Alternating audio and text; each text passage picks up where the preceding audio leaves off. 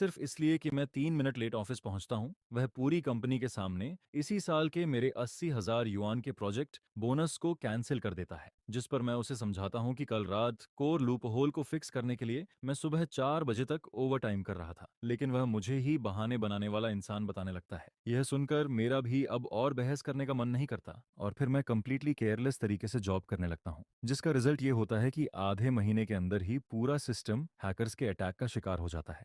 Low level logic को दोबारा recreate करने वाला कोई भी नहीं होता, जिस पर कंपनी सीधा 300 मिलियन युआन का नुकसान झेलती है। उस सुबह सच कहूं तो मेरा मूड काफी अच्छा था, क्योंकि पूरी रात जागकर आखिरकार मैंने डेटाबेस के डेडली लूपहोल को बंद कर दिया था, जिस पर मैनेजमेंट सिस्टम में लगातार बज रही वार्निंग बेल भी आखिरकार रुक जाती है। स्टेबल चल रही सी लाइंस को देखकर मेरा पूरा शरीर रिलैक्स हो जाता है और फिर मैं थके हुए कदमों से अपने रेंटेड रूम की तरफ लौटने लगता हूँ। उस समय सुबह के 4 बज चुके होते हैं। बिस्तर पर लेटे हुए मैं यही सोचता हूँ कि बस किसी तरह यह महीना निकल जाए। प्रोजेक्ट बोनस मिलते ही माँ की बाईपास सर्जरी, ऑपरेशन का कर्ज, घर की EMI और बेटी की हाफ ईयर स्कूल फीस सब मैनेज हो जाएगा। लेकिन किस्मत को शायद कुछ और ही मंजूर था। अलार्म बजते ही जब मेरी आंख खुलती है तब तक बहुत देर हो चुकी होती है। मुझे यकीन ही नहीं होता कि मैं सिर्फ 3 मिनट लेट हो गया हूँ, जिस पर मैं पूरी ताकत से ऑफिस बिल्डिंग की तरफ भागता हूँ। पंच मशीन पर ठंडे तरीके से 9:03 डिस्प्ले होने लगता है और अटेंडेंस ऐप में लाल रंग से लेट अराइवल का मैसेज चमक उठता है। वह मोमेंट देखते ही मेरा दिल कसकर बैठ जाता है।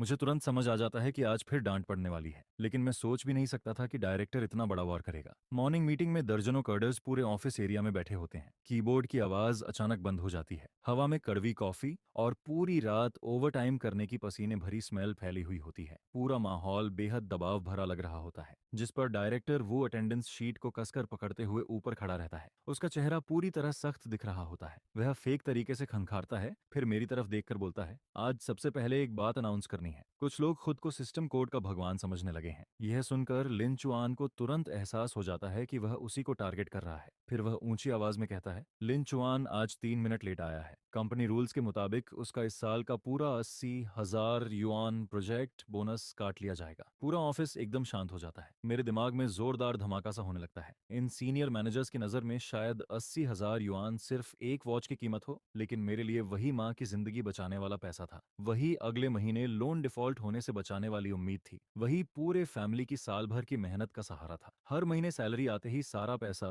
कर्ज में चला जाता था। मैं सिर्फ इसी बोनस के भरोसे सब खत्म करने का सपना देख रहा था। पीछे बैठे टेस्टिंग एम्प्लॉय ठंडी सांस लेते हुए कहता है, सिर्फ 3 मिनट लेट होने पर पूरा बोनस काट लिया, यह तो इंसान को मारने जैसा है। जिस पर दूसरा बोलता है, हम लोग 996 शेड्यूल में जानवरों की तरह काम करते हैं, सिर्फ इसी बोनस के लिए। लेकिन भीड़ में कुछ लोग ऐसे भी होते हैं जो हमेशा मैनेजमेंट की चमचागिरी करते रहते हैं। वह लोग मेरी हालत देखकर अंदर ही अंदर खुश हो रहे होते हैं। मेरा गला सूख जाता है, जैसे किसी ने कॉटन भर दिया हो। बड़ी मुश्किल से मैं गहरी सांस लेकर बोल पाता हूँ, डायरेक्टर वू, कल रात को डेटाबेस मैलिशियस अटैक का शिकार हो गया था। पूरा आर्किटेक्चर क्रैश हो गया था। अकेले मैंने सुबह 4 बजे तक लूप होल फिक्स किया, बस थोड़ी देर आंख लगी और अलार्म मिस हो गया, इसलिए 3 मिनट लेट हो गया। सच कहूं तो अब तक मुझे पानी पीने का भी मौका नहीं मिला। पैरों में अभी भी क्रैम्प्स हो रहे हैं। लेकिन डायरेक्टर वो मुझे सीधा देखने तक की जरूरत नहीं समझता। वह टैबलेट पलटते हुए कोल्ड वॉइस में बोलता है, ओवर टाइम करना तुम्हारी लो एफिशिएंसी की वजह है और लेट आना रेड लाइन क्रॉस करना है। कंपनी रूल्स किसी कोडर की वजह से नहीं बदलेंगे। जिस पर मैं भी दबे गुस्से में बोलता हूँ, अगर मैं पूरी रात जागकर बग फिक्स नहीं करता तो इस वक्त सर्वर कभी चालू नहीं हो पाता। आज पूरा प्लेटफॉर्म पैरालाइज हो जाता। यह सुनते ही वह फाइट बोर्ड पर जोर से हाथ मारता है। सामने बैठी इंटर्न लड़की डर कर कांप जाती है। फिर डायरेक्टर जोर से चिल्लाता है, लिन चुआन, तुम्हारा मतलब क्या है? गलती करके भी बहस कर रहे हो? तुम कोर टीम लीडर हो, तुम्हें एग्जाम्पल बनना चाहिए। अगर तुम खुद लेट आओगे तो मैं इस टीम को कैसे कंट्रोल करूंगा? क्या कंपनी रूल सिर्फ डेकोरेशन है? इतने लोगों के सामने इंसल्ट होने पर मेरा चेहरा आग की तरह जलने लगता है। मैंने सालों तक इस कंपनी के लिए सब कुछ झोंक दिया था, फिर भी वह आदमी सबके सामने मेरी बिल्कुल रिस्पेक्ट नहीं करता। जिस पर मैं गहरी सांस लेता हूँ और अचानक मुझे फील होता है कि दिल के अंदर कुछ टूट चुका है। फिर मैं सीधा डायरेक्टर की आंखों में देखकर धीरे धीरे बोलता हूँ, डायरेक्टर सही कह रहे हैं, रूल्स तो रूल्स होते हैं। अब मैं कंपनी का कोई भी रूल कभी नहीं तोड़ूंगा। इतना कहकर सबके सामने मैं अपनी पॉकेट से सर्वर सिक्योरिटी कार्ड निकालता हूँ। वह 24 घंटे कोर सर्वर एक्सेस वाला सिक्योरिटी की होता है। चटाक की आवाज के साथ मैं उसे मीटिंग टेबल पर फेंक देता हूँ। यह मेन सर्वर की सिक्योरिटी की है। कंपनी रूल्स के मुताबिक इसे हमेशा टीम लीडर के पास रहना चाहिए, लेकिन अगर मैं इस पोजीशन के लायक नहीं हूँ तो इसे कंपनी को वापस कर देता हूँ। यह देखकर डायरेक्टर कुछ सेकंड्स के लिए शॉक हो जाता है।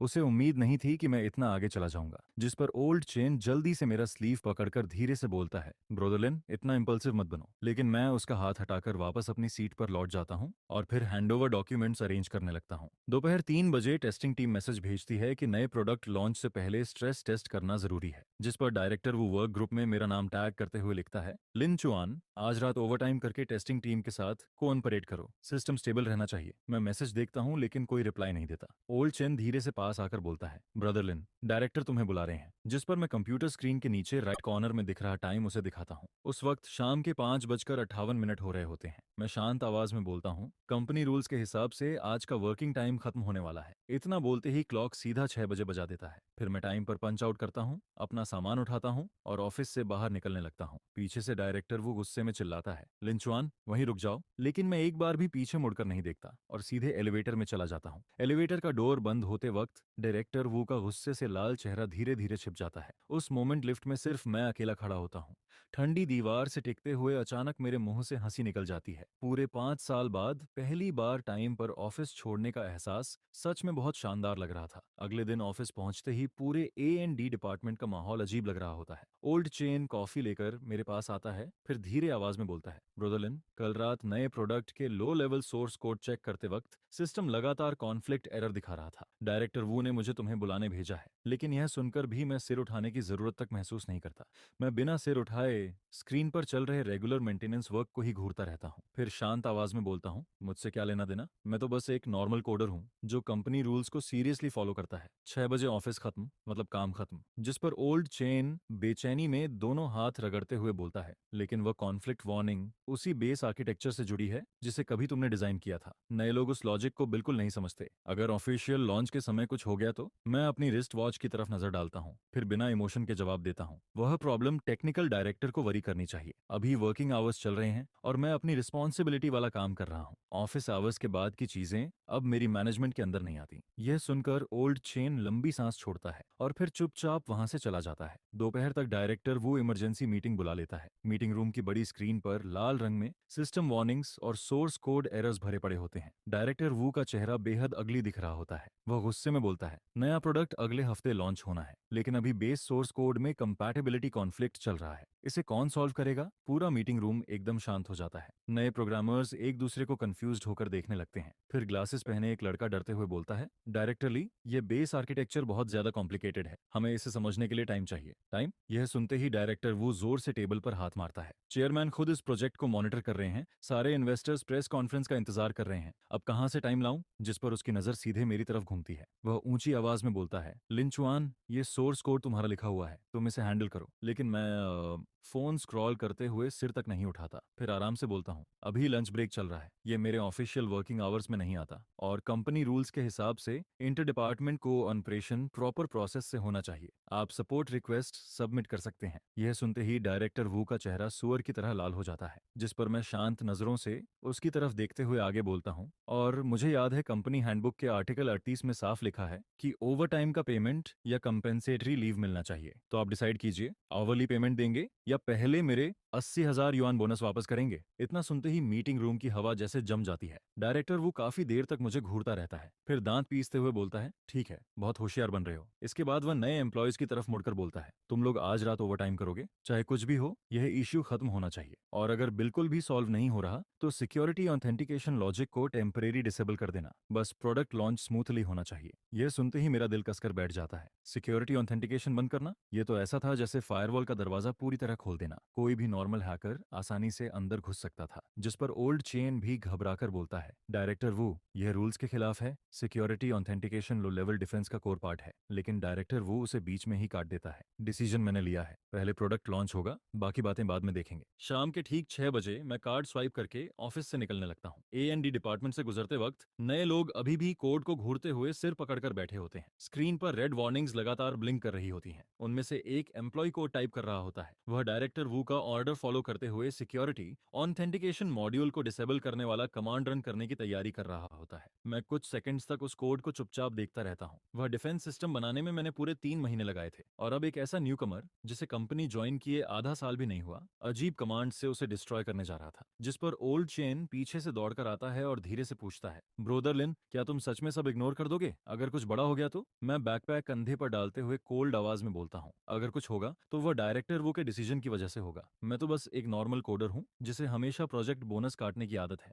मेरे पास अथॉरिटी क्रॉस करने की हिम्मत नहीं है। ऑफिस बिल्डिंग से बाहर निकलते ही अचानक मेरा फोन वाइब्रेट करता है। वह सिस्टम की तरफ से आया ऑटोमेटेड मॉनिटरिंग ईमेल था। उसमें लिखा होता है कि core security module manually disable कर दिया गया है। मैं कुछ देर तक उस ईमेल को घूरता रहता हूँ, फिर साइलेंटली डिलीट बटन दबा देता हूँ। रात के 11 बजे डायरेक्टर वू की लगातार आती कॉल्स मेरी नींद तोड़ देती हैं। मैं फोन स्क्रीन देखता हूँ, फिर सीधे कॉल कट कर देता हूँ। इसके बाद करवट बदलकर दोबारा सो जाता हूँ। अगली सुबह ऑफिस पहुंचते ही माहौल पहले से भी ज्यादा अजीब लग रहा होता है। डायरेक्टर वो आंखों के नीचे काले घेरे लिए नए एम्प्लॉयज पर गुस्सा निकाल रहा होता है, लेकिन मेरी नजर बड़ी मॉनिटरिंग स्क्रीन पर जाती है। वहां फायरवॉल स्टेटस इंडिकेटर ग्रीन से येलो हो चुका होता है। इसका मतलब साफ था, कोई हमारी डिफेंस लाइन को प्रोब कर रहा था। लॉन्च काउंटडाउन के दूसरे दिन रात के 2 बजे अचानक डायरेक्टर वू का फोन पागलों की तरह बजने लगता है। वह नींद में फोन उठाता है और दूसरी तरफ से ऑपरेशन स्टाफ की घबराई हुई आवाज सुनाई देती है। डायरेक्टर, बहुत बड़ी प्रॉब्लम हो गई। सर्वर पर अचानक अबनॉर्मल एरर्स की भारी मात्रा आ गई है। सिस्टम लोड 90% तक पहुंच चुका है। अगर अभी फिक्स नहीं किया तो पूरा सर्वर क्रैश हो जाएगा। यह सुनते ही डायरेक्टर वू एकदम से उठ बैठता है। उसकी पूरी नींद गायब हो जाती है। वह तुरंत लैपटॉप खोलकर रिमोट एक्सेस से सर्वर कनेक्ट करता है। स्क्रीन पर लाल रंग के एरर लॉग्स भरे पड़े होते हैं, लेकिन असली प्रॉब्लम यह थी कि उसे उन कोड्स की समझ ही नहीं थी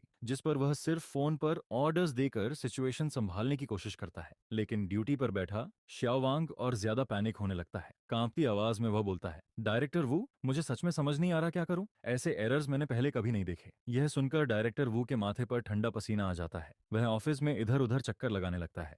उसी मोमेंट उसके दिमाग में लिन चुआन का नाम आता है, लेकिन अगले ही पल वह उस थॉट को खुद ही दबा देता है। आखिर कुछ घंटे पहले ही उसने पूरी कंपनी के सामने मेरे 80,000 युआन काटे थे। अब आधी रात को मदद मांगने जाता तो उसकी रिस्पेक्ट कहाँ जाती, जिस पर वह दांत पीसते हुए फैसला लेता है। शाओवांग, उन एरर वार्निंग्स को इग्नोर करो, डायरेक्ट ओवरराइड पैच इस्तेमाल करो, फोर्सफुली सारे एरर कोड्स दबा दो, पहले सिस्टम को चलने दो, बाकी बाद में देखेंगे। शाओवांग कुछ सेकंड्स हेजिटेट करता है, लेकिन आखिरकार ऑर्डर मान लेता है। 10 मिनट बाद स्क्रीन पर चमक रही सारी रेड वार्निंग्स गायब हो जाती हैं। सिस्टम लोड भी धीरे धीरे नीचे आने लगता है। यह देखकर डायरेक्टर वो राहत की सांस लेता है। उसे लगने लगता है कि उसने बहुत स्मार्ट डिसीजन लिया है। फिर वह कॉल डिस्कनेक्ट करके आराम से वापस सो जाता है।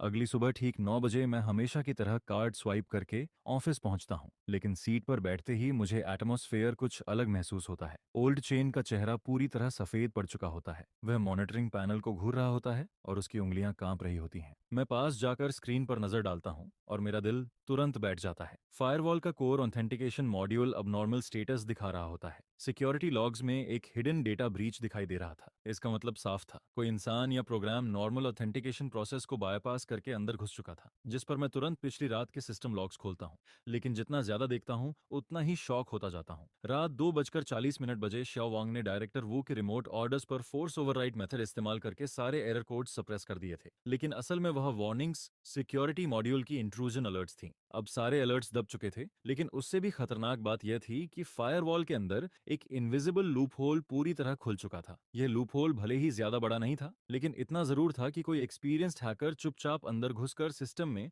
बैकडोर कोड इंस्टॉल कर सकता था। जिस पर ओल्ड चेन धीरे से मेरे पास आकर पूछता है, लिंचुआन, क्या हमें यह बात ऊपर रिपोर्ट करनी चाहिए? मैं दूर कॉफी बना रहे डायरेक्टर वो की तरफ देखता हूँ, फिर दीवार पर चिपके कंपनी मैनेजमेंट रूल्स की तरफ नजर घुमाता हूँ। वहां साफ लिखा होता है कि हायर मैनेजमेंट को बाईपास करके रिपोर्ट करने वाले इंसान को मैनेजमेंट ऑर्डर डिस्टर्ब करने वाला माना जाएगा और उसके खिलाफ स्ट्रिक्ट एक्शन लिया जाएगा। जिस पर मैं सिर हिलाते हुए बोलता हूँ, कंपनी के रूल्स हैं, हमें फॉलो करने चाहिए, और वैसे भी डायरेक्टर वो टेक्निकल हेड हैं, उन्हें हमसे ज्यादा समझ होगी। ओल्ड चेन कुछ बोलने की कोशिश करता है, लेकिन आखिर में चुप हो जाता है। इतने में डायरेक्टर वो कॉफी कप लेकर हमारे पास आता है। हमें मॉनिटरिंग पैनल घूरते देखकर वह सार्कास्टिक स्माइल के साथ बोलता है, तुम लोग भी बेवजह टेंशन लेते रहते हो। कल रात की प्रॉब्लम मैं ऑलरेडी सॉल्व कर चुका हूँ। अब आराम से लॉन्च प्रिपरेशन करो, हर वक्त घोस्ट्स मत ढूंढते फिरो। मैं हल्का सा सिर हिलाता हूँ और क्वाइटली सिस्टम लॉग्स वाली विंडो बंद कर देता हूँ। शाम के ठीक 6 बजे मैं टाइम पर ऑफिस छोड़ देता हूँ। कंपनी बिल्डिंग से बाहर निकलते वक्त होराइजन पर फैला सनसेट खून की तरह लाल दिख रहा होता है। मैं फोन निकालकर माँ का आया मैसेज देखता हूँ। उसमें लिखा होता है कि डॉक्टर ने अगले हफ्ते हॉस्पिटल एडमिट होने को कहा है। सर्जरी की प्रिपरेशन करनी होगी,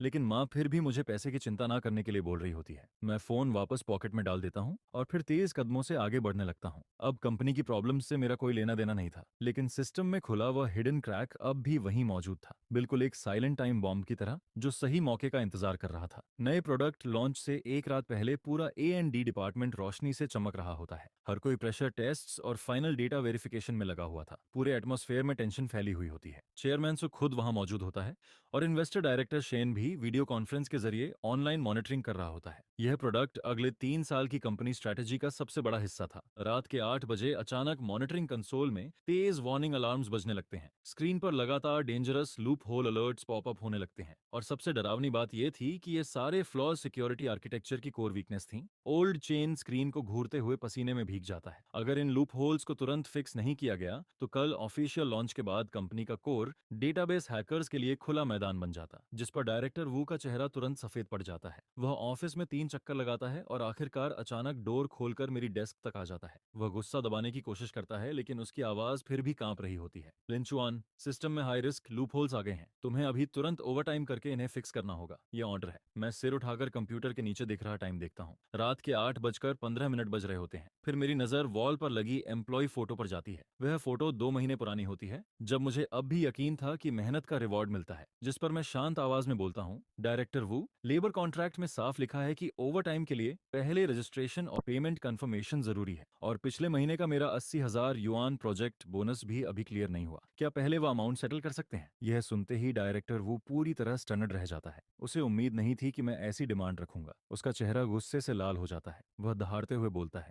ये कौन सा वक्त है पैसे की बात करने का? कंपनी क्राइसिस में है, तुम टेक्निकल बैकबोन हो, क्या तुम्हें रिस्पॉन्सिबिलिटी नहीं लेनी चाहिए? लेकिन मैं शांत तरीके से सिर हिलाता हूँ। डायरेक्टर वू, पहले आपने ही कहा था कि रूल्स कभी ब्रेक नहीं हो सकते। अब मैं भी कंपनी पॉलिसी सीरियसली फॉलो कर रहा हूँ। अगर रिटर्न ओवरटाइम अप्रूवल और ओवरटाइम फी कंफर्मेशन नहीं है तो मैं फ्री में ओवरटाइम नहीं कर सकता, और वह 80,000 युआन मेरा मेहनत का पैसा है। उसका प्रॉपर एक्सप्लेनेशन मिलना चाहिए। यह सुनकर डायरेक्टर वू का पूरा शरीर गुस्से से कांपने लगता है। वह उंगली मेरी तरफ दिखाकर चिल्लाता है, लिंचुआन, तुम कंपनी को थ्रेटन कर रहे हो? मैं खड़ा होकर अपनी कॉलर ठीक करता हूँ, फिर धीरे से बोलता हूँ, डायरेक्टर वू, एम्प्लॉय को फायर करने का भी प्रॉपर प्रोसेस होता है। कम से कम 30 दिन पहले रिटर्न नोटिस देना पड़ता है। और भूलिए मत, मेरे पास अभी भी 5 साल का लेबर कॉन्ट्रैक्ट है। अगर इलीगल टर्मिनेशन हुआ तो कंपनी को डबल कंपेंसेशन देनी पड़ेगी। पूरा ऑफिस एकदम साइलेंट हो जाता है। हर एम्प्लॉय अपना काम रोककर हमारी तरफ देखने लगता है। ओल्ड चेन बीच में आकर समझाने की कोशिश करता है लेकिन मेरी नजर उसे रोक देती है। आखिर में डायरेक्टर वो गुस्से से कांपते हुए बोलता है, बहुत अच्छा लिंचुआन, कल प्रोडक्ट लॉन्च के बाद सबसे पहला इंसान जिसे मैं कंपनी से निकालूंगा वह तुम होगे। फिर देखता हूँ इस इंडस्ट्री में कैसे सर्वाइव करते हो। मैं हल्का सा सिर हिलाता हूँ और अपना बैकपैक उठाकर निकलने लगता हूँ। ओल्ड चेन धीरे से मेरे पास आकर बोलता है, लिंचुआन, कम से कम हेल्प तो कर दो। अगर सच में कुछ हो गया तो हम सब खत्म हो जाएंगे। मैं कुछ सेकंड्स रुकता हूँ, मॉनिटरिंग स्क्रीन पर चमकती लाल वार्निंग्स को देखता हूँ, फिर डायरेक्टर वू के पीले पड़ चुके चेहरे की तरफ नजर डालता हूँ, जिस पर मैं कोल्ड आवाज में बोलता हूँ, ब्रोदर चेन, मैं तो बस एक छोटा कोडर हूँ, कंपनी रूल्स वायलेट करने की हिम्मत नहीं कर सकता। इतना कहकर मैं बिना पीछे देखे सीधे एलिवेटर की तरफ चला जाता हूँ। पीछे से डायरेक्टर वू की चीजें तोड़ने की आवाजें और चेयरमैन सू की गुस्से भरी दहाड़ सुनाई देती रहती है। एलिवेटर डोर धीरे धीरे बंद हो जाता है। मैं ठंडी दीवार से टिककर आंखें बंद कर लेता हूँ। तभी फोन वाइब्रेट करता है। वह हॉस्पिटल की तरफ से आया पेमेंट रिमाइंडर था। माँ की सर्जरी डिपॉजिट में अभी भी 50,000 युआन कम थे। कंपनी बिल्डिंग से बाहर निकलते ही ठंडी हवा चेहरे से टकराती है। शुरुआती ऑटम की चिली फीलिंग पूरे शरीर में फैल जाती है। मैं ऊपर देखता हूँ। बिल्डिंग की टॉप फ्लोर पर अब भी लाइट्स जल रही होती हैं। वहां एक ऐसी इमरजेंसी फायर फाइट चल रही थी जिसमें अब मेरी कोई मौजूदगी नहीं थी। और कल वही दिन था जब मिरेकल देखने को मिलने वाला था। प्रेस कॉन्फ्रेंस का वेन्यू बेहद शानदार तरीके से सजाया गया था। 5 स्टार होटल का बैंक्वेट हॉल रिपोर्टर्स और बिजनेस जायंट से भरा हुआ था। पूरी वॉल पर सतह पर तो वॉल पर जायंट एलईडी स्क्रीन लगी हुई थी जिस पर कंपनी लोगो चमक रहा होता है। चेयरमैन सू एक्सपेंसिव सूट पहनकर स्टेज के बीचों बीच खड़ा था और बड़े कॉन्फिडेंस से पूरे 1 साल में बने सोशल कॉमर्स प्लेटफॉर्म का इंट्रोडक्शन दे रहा था। नीचे फ्रंट रो में बैठे इन्वेस्टर डायरेक्टर शेन संतुष्टि से सिर हिला रहे होते हैं। उन्होंने इस प्रोजेक्ट में पूरे 200 मिलियन इन्वेस्ट किए थे। अब उन्हें बस लॉन्च के बाद यूजर्स एक्सप्लोजन और कंपनी वैल्यूएशन डबल होने का इंतजार था। ठीक सुबह 10 बजे चेयरमैन सू सिंबॉलिक लॉन्च बटन दबाता है। स्क्रीन पर यूजर रजिस्ट्रेशन तेजी से बढ़ने लगते हैं। हर सेकंड सैकड़ों नए यूजर्स प्लेटफॉर्म में एंटर कर रहे होते हैं। पूरा हॉल तालियों से गूंज उठता है। लेकिन बैकस्टेज टेक्निकल एरिया में खड़ा डायरेक्टर वो मॉनिटरिंग पैनल को घूर रहा होता है। उसके माथे पर लगातार पसीना निकल रहा था। कल रात उसने 2 आउटसोर्स्ड टेक्निकल टीम्स को इमरजेंसी में बुलाया था। वे पूरी रात जागकर बग्स पैच कर रहे थे। हालांकि सारे डेंजरस लूप होल्स पूरी तरह फिक्स नहीं हुए थे, लेकिन कम से कम सबसे ऑब्वियस क्रैक्स को टेम्पररी कवर जरूर कर दिया गया था। वो खुद को दिलासा देता है कि शायद वो इस प्रेस कॉन्फ्रेंस के कुछ घंटों को किसी तरह झेल लेगा। 10:15 पर रजिस्टर्ड यूजर्स की संख्या 1 लाख के पार चली जाती है, जिस पर मीडिया के फ्लैश लाइट्स लगातार चमकने लगती हैं। चेयरमैन तो चेहरे पर बड़ी सी स्माइल लेकर इंटरव्यू देना शुरू करता है। फिर 10:23 पर अचानक सर्वर ट्रैफिक में कुछ अजीब बदलाव दिखने लगता है। मॉनिटरिंग बोर्ड पर डेटा ग्राफ्स किसी हार्ट बीट मॉनिटर की तरह पागलों की तरह ऊपर नीचे होने लगते हैं। यह देखकर ओल्ड चेन का चेहरा तुरंत बदल जाता है, जिस पर वो गंभीर आवाज में कहता है, कुछ गड़बड़ है। यह ट्रैफिक पैटर्न नॉर्मल यूजर्स जैसा बिल्कुल नहीं लग रहा। जिस पर डायरेक्टर इनको थोड़ा पास आकर धीरे से कहता है, शायद किसी एरिया के यूजर्स एक साथ लॉग इन कर रहे होंगे, चिंता की बात नहीं है। लेकिन 10:25 पर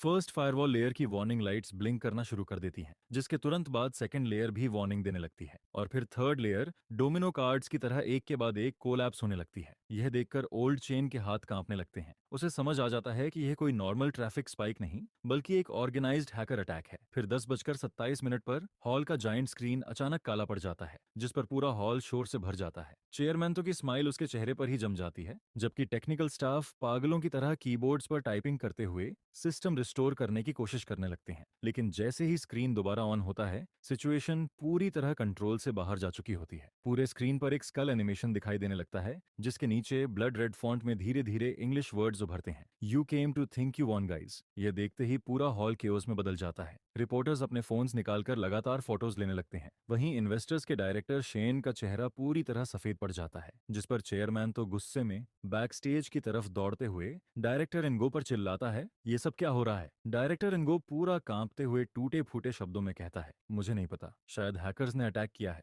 हम अभी इसे हैंडल कर लेंगे। लेकिन तब तक बहुत देर हो चुकी होती है। Hacker codename GY underground hacker forums की दुनिया का एक लेजेंड माना जाता है, जिसने काफी समय पहले से इस प्लेटफॉर्म को टारगेट कर रखा था। वह अनपैच्ड सिक्योरिटी लूप होल्स का फायदा उठाकर पिछले कई दिनों से सिस्टम के अंदर छिपा बैठा था, और आज प्रेस कॉन्फ्रेंस के दौरान बढ़ा हुआ ट्रैफिक उसके लिए परफेक्ट मौका बन जाता है। 10:30 पर जीवाई अपना पहले से प्लान्ड DDoS अटैक शुरू कर देता है, जिसके साथ उसका इंट्रूजन प्रोग्राम भी एक्टिवेट हो जाता है। जिन सिक्योरिटी लूपहोल्स को डायरेक्टर इनगो ने इग्नोर किया था, वही अब हैकर के लिए सीधे अंदर घुसने वाला हाईवे बन जाते हैं। फिर जायंट स्क्रीन पर मौजूद स्कल बोलना शुरू कर देता है, जिसकी इलेक्ट्रॉनिक सिंथेसाइज्ड वॉइस पूरे हॉल में गूंजने लगती है। तुम लोगों का सिस्टम कागज जितना कमजोर है, और उस बेवकूफ टेक्निकल डायरेक्टर का शुक्रिया जिसने मेरे लिए दरवाजा पूरी तरह खोल दिया। यह सुनते ही डायरेक्टर इनगो का चेहरा कागज की तरह सफेद पड़ जाता है। उसके पैर कांपने लगते हैं और वो लगभग जमीन पर गिरने ही वाला होता है, जिस पर मीडिया रिपोर्टर्स और ज्यादा एक्साइटेड हो जाते हैं, क्योंकि यह साल का सबसे बड़ा टेक स्कैंडल बन चुका होता है।